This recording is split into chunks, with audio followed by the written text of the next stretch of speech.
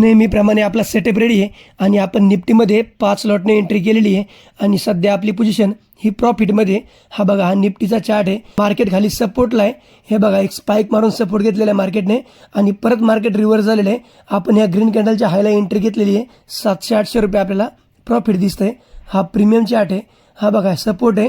Support घेऊन market वरती निघालेलं आहे. सेकंड कॅन्डलला आपण एंट्री केलेली आहे आणि ह्या EMA पर्यंत ट्रेडला होल्ड करायचं आहे.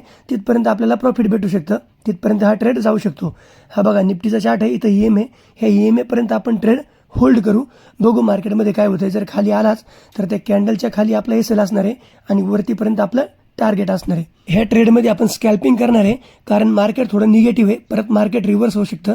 त्याच्यामुळे फक्त स्कॅल्पिंगमधून आपण ट्रेड केलेला आहे. आज आपण जो ट्रेड बाय केलेला आहे तो आपल्या सेटअपच्या अगेन्स्ट जाऊन केलेला आहे. फक्त स्कॅल्पिंगसाठी ट्रेड बाय केलेला आहे.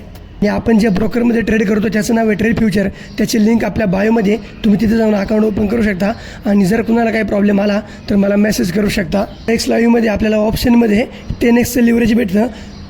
पैसा एक्स लाईव्हमध्ये ऑप्शनमध्ये आपल्याला 10x लिव्हरेज भेटतं. म्हणजे आपल्याकडे कमी कॅपिटल असतं, ट्रेडिंग करण्यासाठी पैसे कमी असतात, तर त्याच्यामध्ये कमी कॅपिटलवरती आपण जास्तीत जास्त